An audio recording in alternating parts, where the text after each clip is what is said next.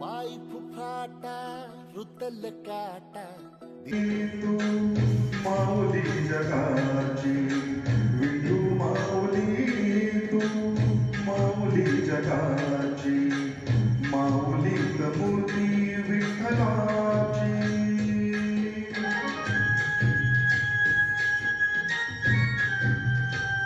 अगदी जानेवारी महिन्यापासून डिसेंबर महिन्यापर्यंत आपल्याला जे जे बोलावं लागतं ते छोटे छोटे सगळे उपक्रम आम्ही याच्यामध्ये घेतलेले आहेत. त्याच्यामध्ये शुभविवाह असेल, वाढदिवस असेल, श्रद्धांजली असेल, राजकीय सामाजिक कार्यक्रम असतील, असे सगळे कार्यक्रम याच्यामध्ये आम्ही एक 5-7 मिनिटाची भाषणं पूर्ण तयार करून घेत असतो.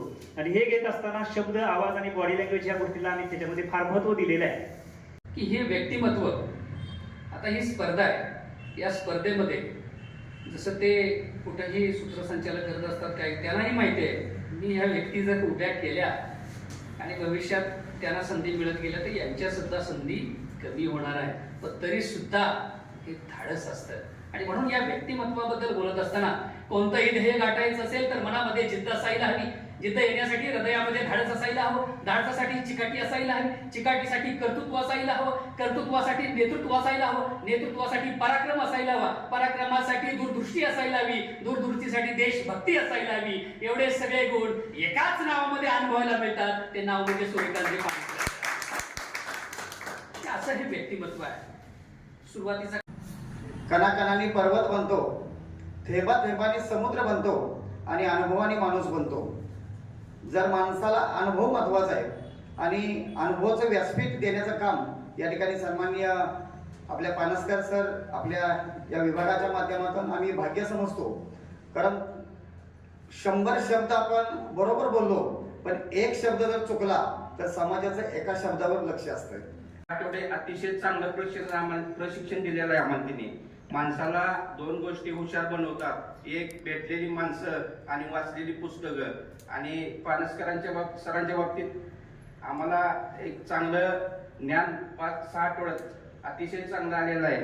आम्हाला योग्य न्याय देण्याचं काम पानसकर सरांनी केलेलं आहे. संघर्षातून वाटचाल करणारे सर्व प्रशिक्षणार्थी आहेत. मी एक पांडुरंगाचा भक्त या नात्याने सांगतो की अतिशय 6 आठवड्यात आम्हाला एकदम आम्ही 3000 लोकांपुढे 5 शैक्षणिक क्षेत्रामध्ये गेली 15-16 वर्ष काम करतोय.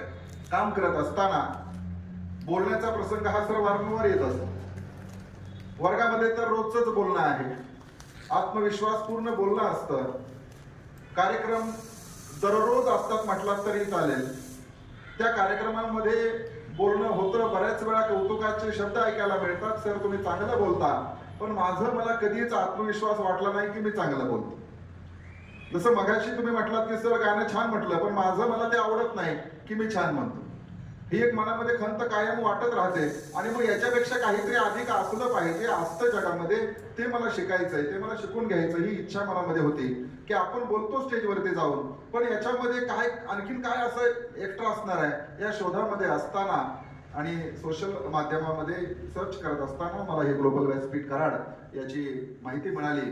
सरांशी संपर्क. खरं तर ग्लोबल व्यासपीठ अंतर्गत आलो आणि पहिला दिवस मला आठवतं की जे तुम्ही सर आता मला सांगितलं ते सरांनी पण मला अगोदर सांगितलेलं.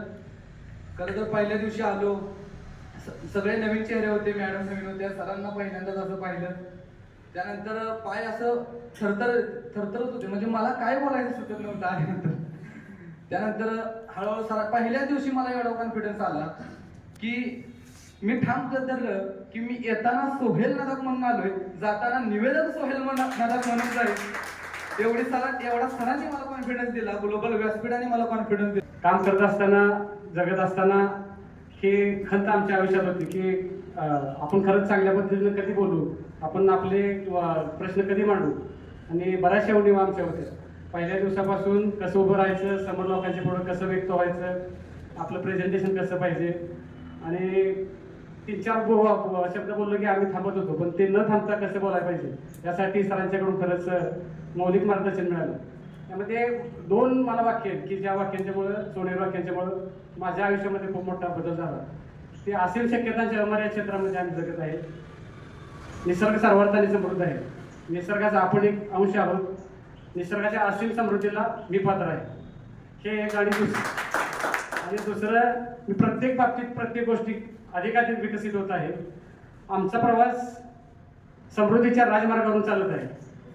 आमच्या जीवनामध्ये आनंद, समाधान आणि समृद्धी भरभरून वाहत आहे. त्या वाक्यामध्ये इतका प्रचंड अर्थ दडलेला आहे की बोलायला मी शिकलोच, परंतु मी माझ्या जीवनामध्ये काम करत असताना 2 साईडचं मी काम करतो. मी सिव्हिल कॉन्ट्रॅक्टर म्हणून काम करत होतो. 2च करत होतो, त्याच्या पुढं धाडस होत नव्हतं.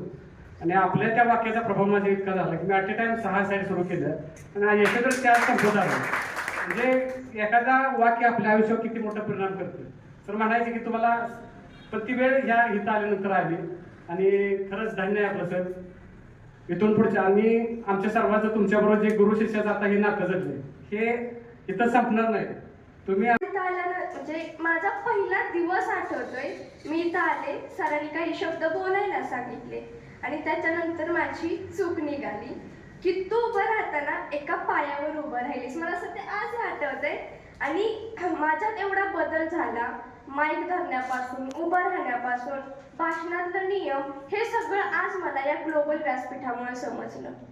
मला अभिमान वाटतो की आज मला कोणत्याही विषयाचं भाषण तयार करायचं असेल, नाहीतर ऐत्या वेळी जर बोलायचं असेल तर मी कॉन्फिडन्स घेऊन बोलू शकते, एक वेगळ्या ॲटिट्यूडमध्ये बोलू शकते. आज मला सरांच्या हसत खेळत शिकवण्याची पद्धत मला खूप आवडली. ग्लोबल व्यासपीठाच्या माध्यमातून सरांनी मला भाषण कलेविषयी खूप बरीच माहिती दिली. आता आमची जबाबदारी आहे की आम्ही वेगवेगळ्या कार्यक्रमात उठून बोललं पाहिजे, सराव केला पाहिजे, स्वतःचं परीक्षण केलं पाहिजे, निरीक्षण केलं पाहिजे, प्रतिक्रिया विचारल्या पाहिजे आणि हे आम्ही सर्व करू आणि इथलं ज्ञान आम्हाला नक्कीच जीवनात वापरू याची ग्वाही देतो आणि इथेच सांगतो. धन्यवाद. शिक्षणासाठी जॉईन झाले.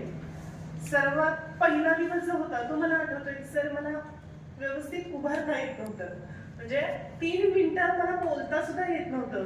हातवारे कसे असतात किंवा आपल्या आवाजातला चढ उतार कसा असतो, आपली देहबोली कशी पाहिजे आणि आपण कॉन्फिडेंटली सगळ्यांशी आय कॉन्टॅक्ट कशा पद्धतीने ठेवला पाहिजे किंवा इथं आल्यानंतर हात पाय लटपटणे, छाती धडधडणे, इथंपर्यंत सुद्धा सगळं झालेलं आहे. आणि नंतर त्याच्यानंतर सरांनी आमच्यातल्या उणीवा काय आहेत त्या सांगितल्या आम्हाला आणि त्याच्यात आम्ही बदल करायला गेलो, त्याच्यामध्ये आम्ही सुधारणा करायला गेलो, त्याच्यामध्ये घरी आरशात बघून सुधारणा केली, स्वतःमध्ये कॉन्फिडन्स निर्माण केला, स्वतःमधले जे चुकीच्या ज्या गोष्टी होत्या त्या बाजूला जाऊन आपण स्वतः पुढे कसं प्रेझेंट केलं पाहिजे, आपण स्वतः पुढे कसं उभारलं पाहिजे, प्रत्येकाच्या मनामध्ये कसं आपलं भाषण रुजवलं पाहिजे, ह्या सगळ्या गोष्टी मला इथं शिकायला मिळाल्या. आणि काय कुठलीही गोष्ट पाठांतर करून आलेलो नाही किंवा मी फार मोठा वक्ताही नाही, परंतु आज इथं आल्यामुळं मला थोडंसं कसं बोलावं,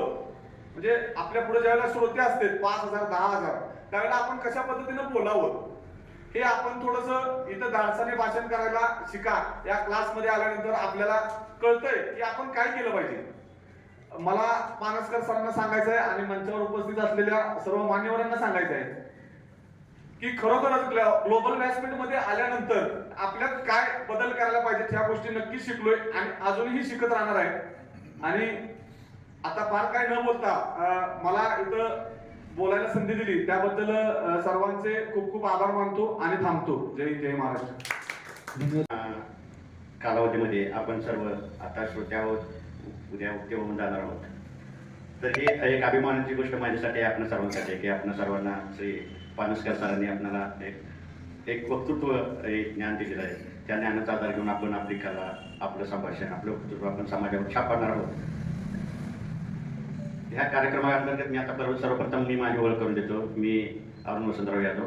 माझी कर्मभूमी कराड, मलकापूर हे दोन्ही गावं माझी जन्म आणि कर्मभूमी आहे.